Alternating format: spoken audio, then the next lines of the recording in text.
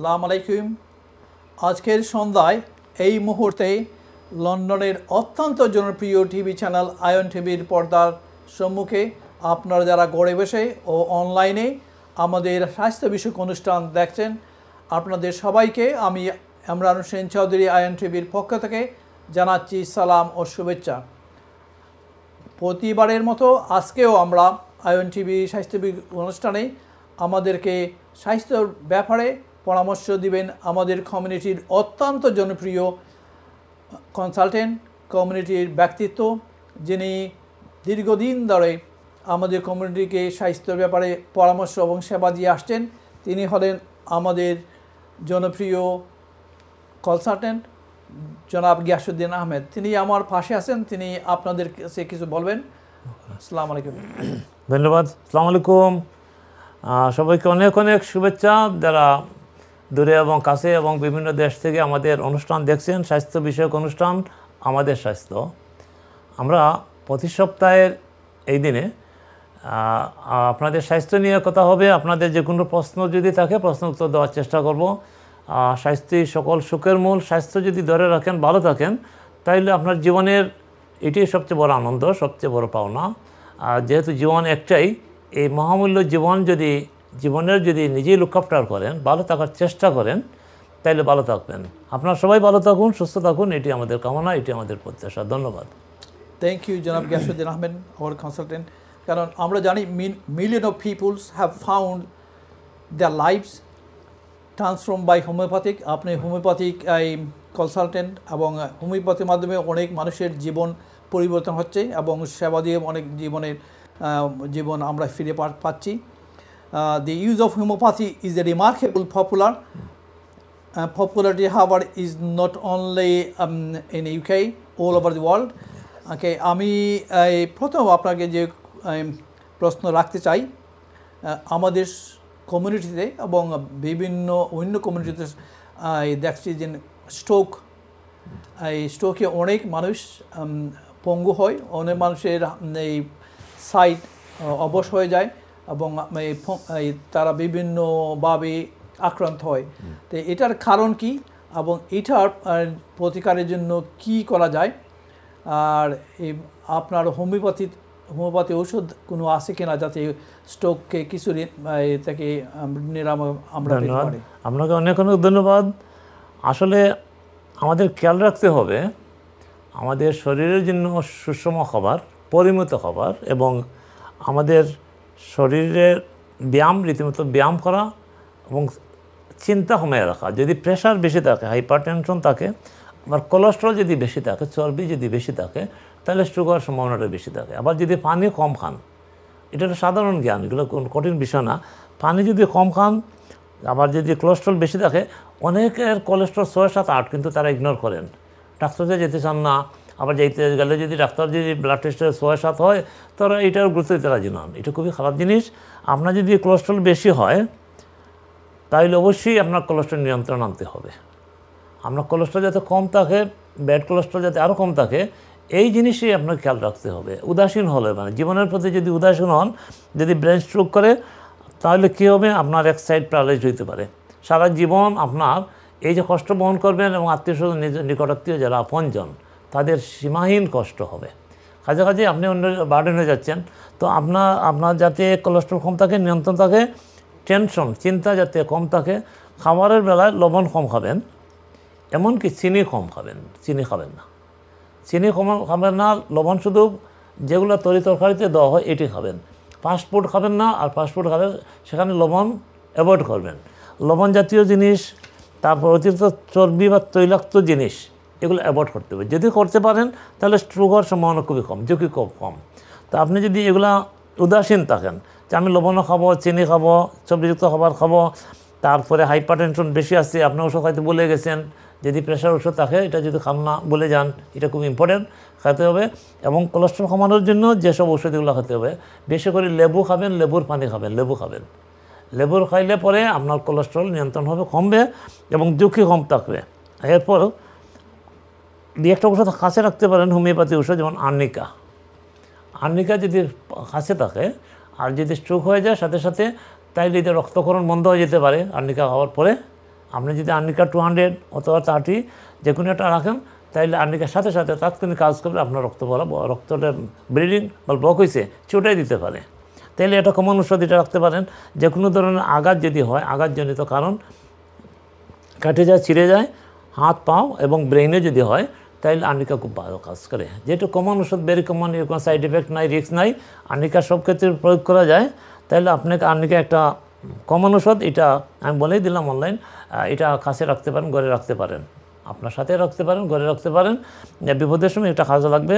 তারপরে প্রচুর পানি খাবেন, কমপক্ষে 2 লিটার, 2 থেকে 3 লিটার পানি খাবেন প্রতিদিন।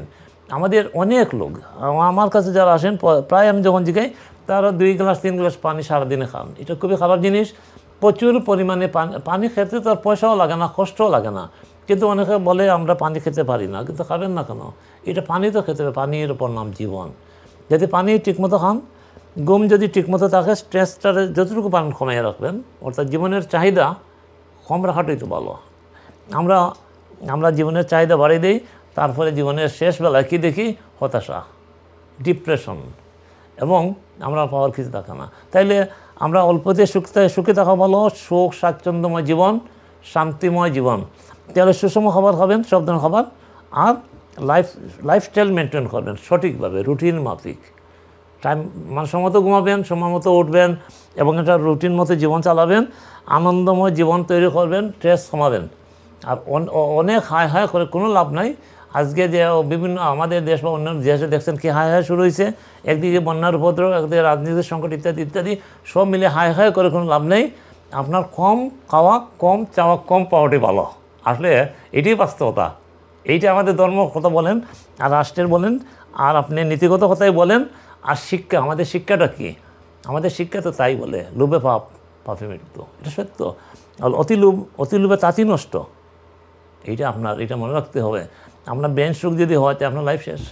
আজ কেন স্ট্রোক হবে না কেন? আপনি যদি অতিরিক্ত চিন্তা করেন, অতিরিক্ত লোভ, লালসা, খাবারের বেলায় যদি অতিরিক্ত খাবার খান, তৈলযুক্ত, চর্বিযুক্ত, তারপরে আপনার যদি এই যে বিরিয়ানি জাতীয় খাবারগুলো খান, তাহলে তো সমস্যা হবে। যেগুলো সুস্বাদু না, কম স্বাদের, সেগুলোই খেতে হবে। আপনি করলা জাতীয় খাবার খাবেন, বিভিন্ন ভেজিটেবল খাবেন, ডাল খাবেন, দেখুন আপনার স্ট্রোক হবে কেন? হওয়ার তো কোনো কারণ নাই। যারা শরীর মোটা হয়ে গেছে, এরাই এগুলো হচ্ছে। অথবা চিকন শরীর, অনেক বেশি কোলেস্ট্রল, চর্বি বেড়ে গেছে। আমার তো অনেক রোগী এগুলো বলে 6, 7, 8 হয়ে গেছে। আমি বলি আপনি তো অনেক ঝুঁকিতে আছেন, বিপদে আছেন, বোঝানো যায় না, তারা বুঝছে না যে না। আপনার জিপির কাছে যাবেন, বছরে 1বার 2বার ব্লাড টেস্ট করবেন। যদি কোলেস্ট্রল বেশি হয়, তাড়াতাড়ি এটা কমাবার চেষ্টা করবেন। বেশি করে লেবু খাবেন, পানি খাবেন, বেশি করে ব্যায়াম করবেন। আপনি দিনে যদি পারেন 5 মাইল হাঁটবেন। 5 মাইল হাঁটা খুব কষ্ট না। আর যদি 2 মাইল হাঁটেন, খুব স্পিডে হাঁটবেন, তাড়াতাড়ি হাঁটবেন, অনেক স্পিডে। 2 মাইল হাঁটা যথেষ্ট। আর বিভিন্ন পার্কে যেগুলো ব্যায়াম আছে, সেখানে যদি ব্যায়াম করেন, আবার যদি কিছুদিন ব্যায়াম করেন, কিছুদিন ছাড়িয়ে দেন, এটা কিন্তু ক্ষতিকর। সব কিছুই একটা রুটিন মাফিক চলতে হবে জীবনের। আমার গড়ির কাটা আছে 3টা, এই 3টেই মেনটেন করতে হয় আপনাকে। আপনার ঘন্টার কাটা, মিনিট এবং সেকেন্ড, প্রতিটি মুহূর্ত, আপনার শ্বাস প্রশ্বাসের যেমন প্রতিটি মুহূর্তে খুব ইম্পর্টেন্ট, তো আপনার জীবনের প্রতিটি মুহূর্ত এইটাকে গুরুত্ব দিতে হবে। ধন্যবাদ। আপনি বললেন, থ্যাংক ইউ ডক্টর। আপনি বললেন আমরা 5 মাইল হাঁটবো। যারা অনেকে কাজ করে, তারা 5 মাইল কীভাবে হাঁটবে? এটা তো সম্ভব নয়। আচ্ছা, যাই হোক, আমাদের সম্পূরক আরেকটা কোয়েকশন থাকবেই। Is there any relation between stroke and high blood pressure? কারণ অনেকে তো আজকে আমি দেখে আসলাম একজন রুগীকে, উনি আপনার কয়েকদিন থেকে হসপিটাল আছেন, হাই ব্লাড প্রেশার। এবং হাই ব্লাড প্রেশার কী হতে পারে, এবং এটা কি হোমিওপ্যাথি এই জন্য কোনো সাহায্য করতে পারে কিনা? ধন্যবাদ। হাই ব্লাড প্রেশার হলে অবশ্যই জিপি ডাক্তার যেগুলো ওষুধ দিচ্ছে সেগুলো খেতে হবে, এটা বন্ধ করা যাবে না। আবার এগুলো আপনার ধীরে ধীরে ডোজ কমাতে পারবেন। যদি মনে করেন এটা আপনি খাইতে চান না, তাইলে ধীরে ধীরে ডোজ কমাতে পারবেন, এবং এটা পরীক্ষা নিরীক্ষার মাধ্যমে ডাক্তারের টেস্ট করার পরেই কমাতে হবে। আপনি নিজে কমাবেন না, কমার ঠিক না। সাথে সাথে যদি প্রচুর পানি, লবণ খান, আর রাত্রেবেলা খাবারটা কমাইয়ে দেন, স্ট্রেসটা কমাইয়ে দেন, তাইলে প্রেশার বা হাইপারটেনশন থাকবে না। 1, 2। দ্বিতীয়ত কথা হচ্ছে আপনার ঝুঁকিও থাকবে না যদি প্রেশার হাই থাকে না, তাইলে স্ট্রোকের মাত্রা কম থাকবে। স্ট্রোকের তো কোনো কারণ নাই, অর্থাৎ যে কোনো আর্টারি বেইনে কী বলে, যে কোনো কোলেস্ট্রল একটা জায়গায় বন্ধ করে দিবে, আপনার আর্টারি ব্লক করে দিবে, ব্লাড ক্লট হবে এবং ফাইটে যাবে, রক্তটা বাইরে যেতে পারে, ফাইটে অত ব্লক হয়ে যেতে পারে, তখন আপনার ব্রেন ড্যামেজ হয়ে যাবে। তো ব্রেন ড্যামেজ হওয়া মানে আপনার মৃত্যুর দিন কমতে হবে। এটা হয়তো অপারেশন করে, হোল করে, ছিদ্র করে রক্ত বাইর করা হয়, অথবা এমন ভালো কোনো চিকিৎসা নাই যে চিকিৎসার দ্বারা তাৎক্ষণিক মুক্তি পাওয়া যায়। তো আমি আবারও বলি, আপনার প্রথম থেকেই আপনার জীবন, আপনার যে ইঞ্জিন, আপনার যে মেশিন, এটাকে আপনার ঠিকভাবে পরিচর্যা করি। যেমন আমাদের দামি গাড়ি, আমাদের গাড়ি কী করি, প্রতিদিন ধোয়া মোছা করি, তারপর ইঞ্জিন ঠিক আছে কি না, ডিজেল পেট্রোল ঠিক আছে কি না আমরা চেক করি। কিন্তু আমাদের মহামূল্যবান আমাদের একটা চালিকা ইঞ্জিন, এইটাকে আমরা যত্ন করি না, উদাসীন থাকি, অবহেলা করি, নানা কারণে অবহেলা করি। এবং আমরা যেভাবে সময়টাকে অপচয় করি বিনা কারণে ইত্যাদি ইত্যাদি, নিজের শরীরের প্রতি মায়া থাকা উচিত, যত্নবান হওয়া উচিত। এবং প্রতিটা জিনিস, খাবারের বেলায় সুষম খাবার খেতে হবে। অতিরিক্ত মাংস খাবেন না, অতিরিক্ত মুরগ খাবেন না, খাবেন ডাল খাবেন বেশি করে, ভেজিটেবল খাবেন, পানি খাবেন, ফলমূল খাবেন, এবং বিভিন্ন ধরনের মাছ খাবেন, ছোটো মাছ, বড় মাছ, সব ধরনের। আমরা অনেক সময় শুধু বড় বড় মাছ খাওয়ার অভ্যাস করি, সামুদ্রিক মাছ এই দেশে সস্তা, কিন্তু আমাদের কমিটির লোকজন যদি বলি, সামুদ্রিক মাছ খাওয়ার প্রতি অনীহা, তারা বড় বড় মাছ খেতে ভালোবাসেন। আসলে সব কিছু খাইতে হবে, ছোটো মাছ ভালো, আর টাটকা মাছ পেলে তো ভালো, যদি সামুদ্রিক মাছ তো টাটকা হয়, এটা ভালো। আর ভেজিটেবল সবচেয়ে ভালো, ডাল, বিভিন্ন ধরনের ডাল, এগুলো খালে আমার মনে হয় স্ট্রোকের কোনো কারণ নাই। আপনি যদি সচেতন থাকেন, 5 মাইল হাঁটতে মোর কথা নয়, আপনি স্পিডে 1 মাইল হাঁটবেন, 5 মাইলের সমান হবে। অথবা বিভিন্ন পার্কে গিয়ে যদি আধা ঘন্টা আপনি এক্সারসাইজ করেন, এটা ভালো। আর ব্যায়ামের 7 দিন ব্যায়াম করতে পারেন, অথবা সপ্তাহে 2 দিন ব্যায়াম করতে পারেন, অথবা আপনি রুটিন করে সপ্তাহে 1 দিন ব্যায়াম করবেন, এবং এই 1 দিনটা যেন প্রতি সপ্তাহে 1 দিনই হয়। এইটা বলে নিয়মিত, রেগুলার বলতে আপনি 7 দিন যদি ব্যায়াম করেন এটা রেগুলার, আবার সপ্তাহে 1 দিন যদি ব্যায়াম করেন সেটাও রেগুলার। আপনার বডি এটার জন্য প্রস্তুত থাকে। আপনি যেভাবে খাবার খান, খাবারের জন্য বডি প্রস্তুত থাকে, ব্যায়ামের জন্য আপনার বডি প্রস্তুত থাকে। তো আপনি এটা রুটিন করবেন সপ্তাহে 1 দিন, অথবা সপ্তাহে 2 দিন, আর যদি পারেন সপ্তাহে 5 দিন। এই যে আবার সপ্তাহে 5 দিন করলেন, 2 দিন করলেন, 1 দিন করলেন, 3 দিন করলেন, 3 মাস ব্যায়াম করছেন না, এটা কিন্তু ইরেগুলার কথাটা খুবই খারাপ, এবং আপনার ক্ষতি হবে। আপনি চর্বি কমাইছেন বডির, যখন 3 মাস গ্যাপ পাবে, আপনার চর্বি দ্বিগুণ হবে, সব শূন্যস্থান পূরণ হবে।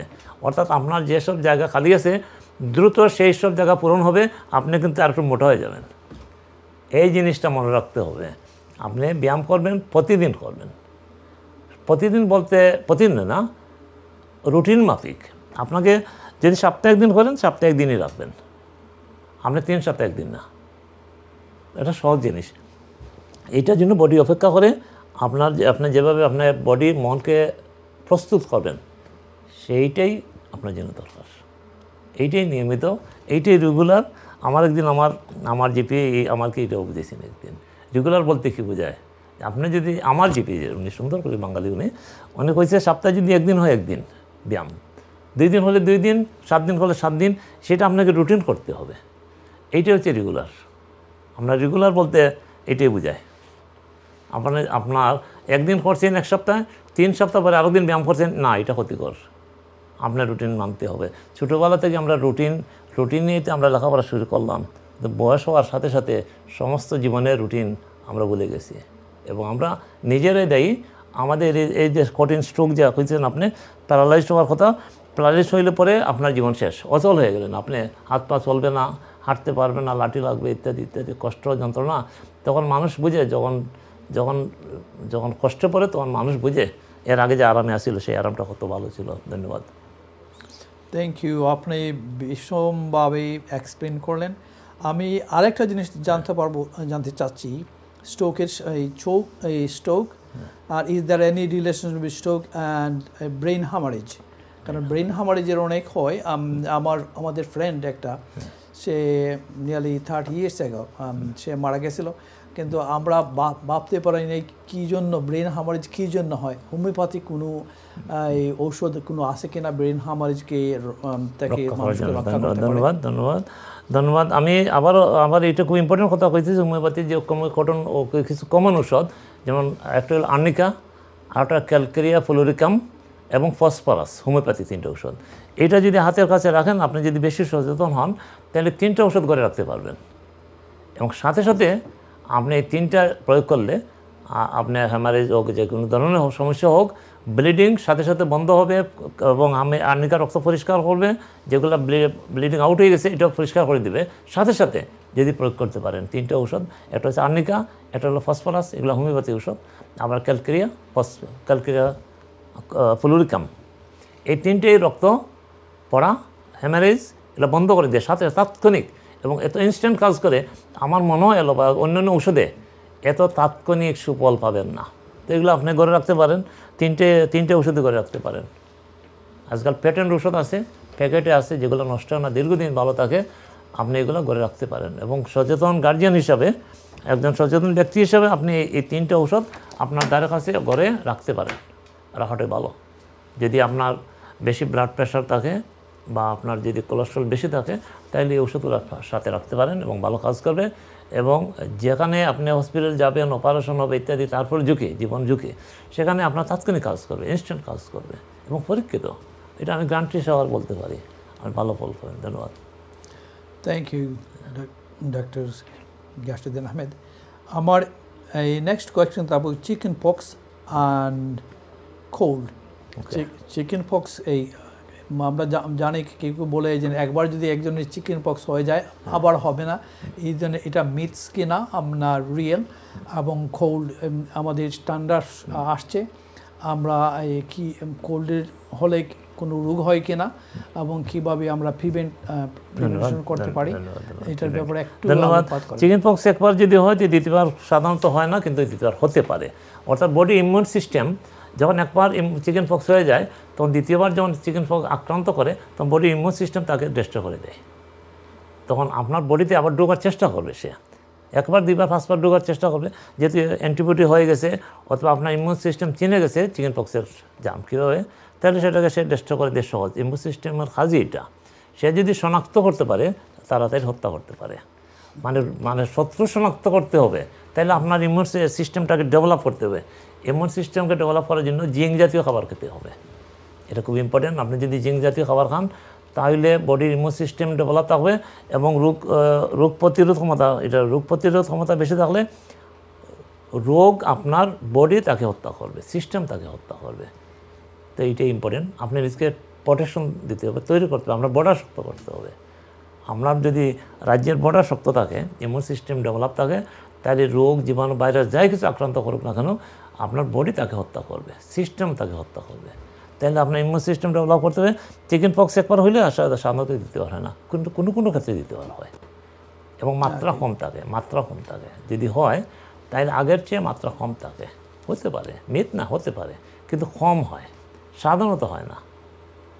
এগুলো অ্যানালাইসিস রিসার্চ হইতে তো পারে, না হওয়ার কারণে হতে পারে, কিন্তু হলে চিকেন পক্সে মারাত্মক কিছু না।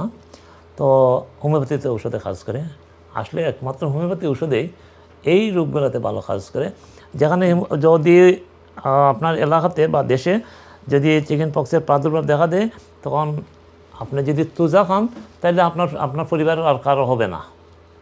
আর তুজা যদি থাকে সাথে সাথে, আবার যদি হয়ে যায়, তাহলে রাস্টক্স এক সপ্তাহ সেবন করলে চিকেন পক্সের গা যা আছে চুলকানিগুলো কমে যাবে। দুইটাই নিরাপদ ঔষধ, ভালো ঔষধ। আপনি প্রিভেনশন হিসেবে আপনি তুজা খেতে পারেন, আর যদি হয়ে যায় তাহলে আপনাকে রাস্টক্স খেতে হবে। দুইটা ওষুধ করে রাখতে পারেন। যখন দেখবেন চিকেন পক্সের যদি প্রাদুর্ভাব থাকে, তাইলে আপনি তুজা অ্যান্টিবডি হিসাবে আপনার নিরাপদ প্রিভেনশন হিসাবে আপনি তুজা খেতে পারেন। তুজা 30 এক সপ্তাহ, 2 সপ্তাহ বা 3 দিন খালি হবে। তুজা 30 যদি খান, তাইলে আপনার পরিবারের বাকি সবাই হবে না, নিরাপদ, আপনার প্রিভেনশন হয়ে গেল। তাহলে এটা সহজ কথা। তুজা কী করে? রক্ত পরিষ্কার করে। সুতরাং এখানে সাইড এফেক্ট নাই, ক্ষতি নাই, আপনি খাইতে পারবেন, নিরাপদ আছেন, তুজা খাইতে পারেন। জীবন রক্ষাকারী মূল্যবান ঔষধ। ধন্যবাদ। ওকে, আমি আবারও বলতে চাচ্ছি যে most lethal disease for the children's identify the common disease যেগুলো এর মধ্যে ছিল কোল্ড অ্যান্ড কফ। আপনি এটা সম্পর্কে সামান্য আপনি হয়তো আগে একটু বলেন নাই, কোল্ড অ্যান্ড কফ সম্পর্কে আপনি যদি কিছু আলোকপাত করেন তাহলে আমাদের ধন্যবাদ। প্রতি সিজনে এই দেশে এবং বাংলাদেশ এবং বিভিন্ন দেশে প্রতি সিজনে আবহাওয়া পরিবর্তনের সাথে সাথে কিছু এই দিনের ঠান্ডা জ্বর বাংলাদেশেও এটা বলা হয় ইনফ্লুয়েঞ্জা, সর্দি জ্বর। এই দেশেও কোল্ড ফ্লু বলে, কোল্ড ফ্লু সঙ্গে ফ্লু বলে, অর্থাৎ কোল্ড ফ্লু, ইনফ্লুয়েঞ্জা। তো এখানে এটা আসতেই পারে। এটা আদার পানি যদি পান, গরম পানি খান, আদার পানি যদি খান, লেবুর পানি খাইলে এটা ভালো হয়। আর যদি আক্রান্ত হন বেশি তাইলে হোমিওপ্যাথি ওষুধ সেবন করতে পারেন। অনেকে তো প্যারাসিটামল সেবন করেন, অসুবিধা নাই। তো চিলড্রেনের জন্য যদি হয় তাইলে হোমিওপ্যাথি ওষুধ চিলড্রেনের জন্য বেশি উপযোগী। আমার মানুষের ধারণা নাই, আমাদের লোকদের ধারণা নাই, তারা মনে করেন শিশুরা কীভাবে খাবে। যে কোনো বয়সে, ছোটো বয়স হোক, 1 বছর যদি হয়, 6 মাস হোক, 3 মাস হোক, হোমিওপ্যাথি ওষুধ সেবন করতে পারে।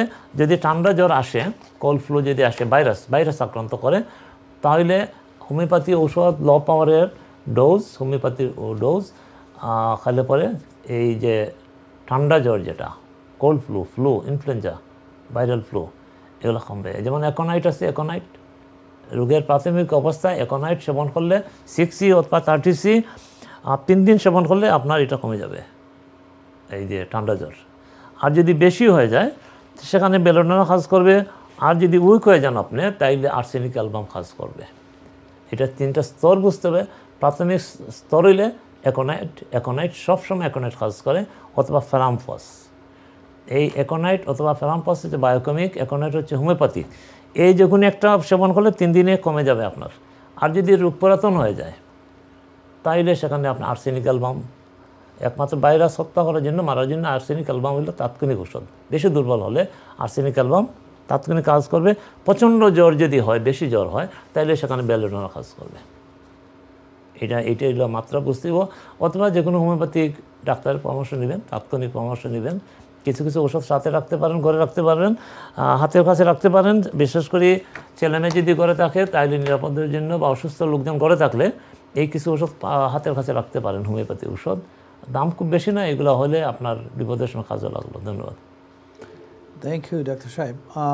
আমার আরেকটা লিথেল ডিজিজ সম্পর্কে আমরা সবাই পরিচিত, আমরা সবাই জানি যে ব্রঙ্কাইটিস। এটা কীভাবে মানুষ আইডেন্টিফাই করতে পারে তার ব্রঙ্কাইটিস হচ্ছে কি না, এবং এটার জন্য হোমিওপ্যাথি কোন ধরনের ওষুধ দিয়ে আমরা উপকার হয়।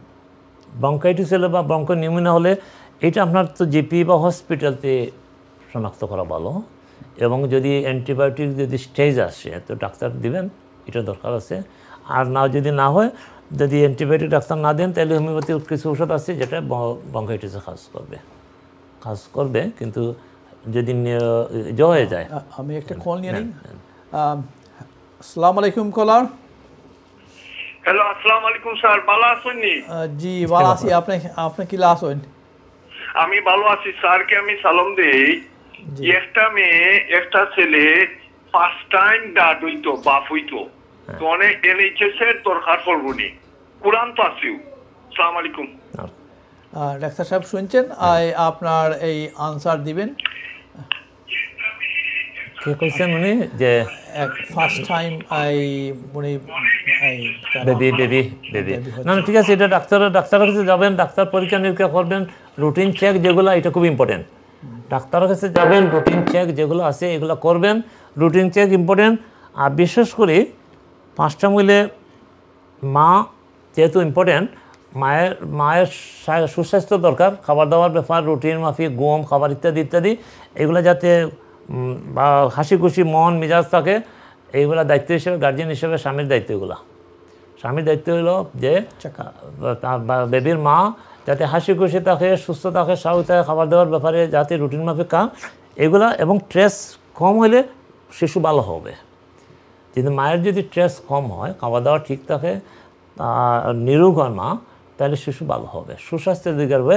এই জন্য রুটিন মাফিক যেগুলো জিপি টেস্ট আছে সেগুলো যাওয়া উচিত, অবহেলা করা ঠিক না। ইমিউনাইজেশন বা বিভিন্ন ধরনের টিকা দিতে হয়, টিকা যেগুলো লাগে এগুলো দিতে হবে। মা ডাক্তারের পরামর্শ নিয়ে যেগুলো রুটিন মাফিক এগুলা নিতে হবে। আরেকটা কল নিয়ে নেই। হ্যালো কলার। হ্যালো, আসসালামু আলাইকুম। আসসালামু আলাইকুম।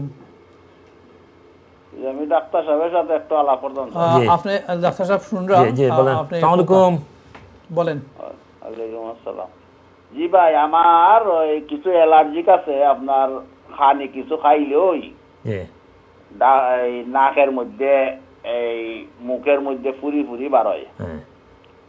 এগুলার অনেক ওষুধ দিছেন ডাক্তারে আমার লোকাল জিপে, কিন্তু কিছু কাম করে, অনেক ক্রিম ট্রিম দিছেন, কোনো কাজ করে না।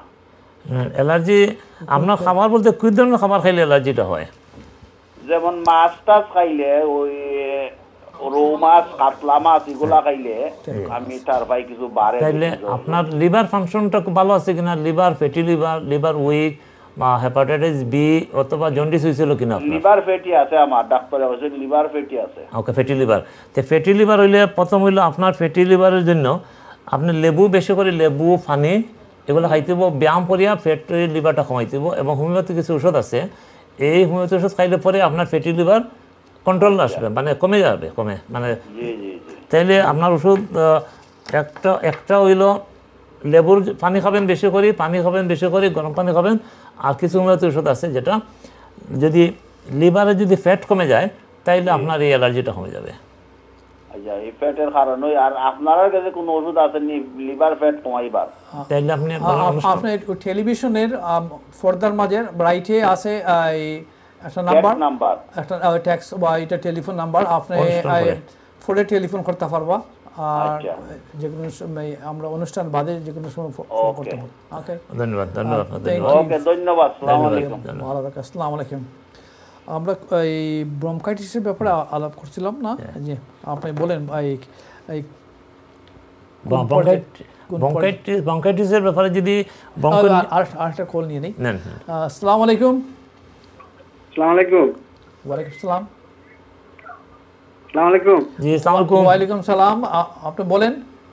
আমি স্টুডিওতে বলছি। আপনি স্টুডিওতে বলছেন, আপনি ডাক্তার সাহেব আছেন, ডাক্তার সাহেব শুনছেন, আপনি শুধু বলেন। ডাক্তার সাহেবের লাগে একটু কথা আমি শুনছি, বলেন। আসসালামু আলাইকুম। জি, আসসালামু আলাইকুম। জি, আসসালামু আলাইকুম, বলেন। আমার মানে এই যে ঘন্টার মাঝে একটু ব্যথা করে, বুঝছি। আর এই যে হাতের জোড়া আছে না, জোড়ার মধ্যে ব্যথা করে, রাইট হইলে বেশি বাড়ি যায়। বুঝছি। এটার মানে আমি বুঝছি, এটা এক জাতের বাত হইতে পারে, জয়েন্ট পেন, যেটা ডাক্তার কি কইছে, জয়েন্ট পেন কইছে না আর্থ্রাইটিস, কোনটা কইছে? Joint pain. তারা কইতে কয় ভিটামিন ডি নাই, ভিটামিন কম। ভিটামিন তো আমি খাইছি, কোনো তো না ভিটামিন ডি খাওয়ার দরকার না। আপনার রোদ খাইতে হবে, রৌদ্র বেশি করে যদি সানলাইট এটা বেশি দরকার। আর ভিটামিন ডি জাতীয় খাবারগুলো খাইলে ভালো হয়। ভিটামিন ট্যাবলেট খাবার চেয়ে ভিটামিন ডি যেসব খাবারে আছে এগুলো খেলে ভালো হয়। আর আপনার যে কতদিন ধরে হয়েছে এটা তো বাক্কা দিন হয়ে যাবে, বা মোর দেন 5-10 ইয়ার্স। 10 ইয়ার্স তো অনেক দিন হয়েছে। তাইলে আপনি হোমিওপ্যাথি ওষুধ খাইতে পারেন এইটার জন্য, জয়েন্ট পেইনের জন্য, আর্থ্রাইটিস বা ফুটবলের খেলে বড় আসলে নাইনি খাওয়া তুলতে পারি না, ব্যথা করে, ঘুমাইলে বেশি ব্যথা করে। তাইলে আপনি হোমিওপ্যাথি ওষুধ খাইতে পারেন এটার জন্য। হোমিওপ্যাথি ওষুধ খাইলে পরে জয়েন্ট পেইন, আর্থ্রাইটিস যাই হোক, এটা আরাম পাবেন আপনি।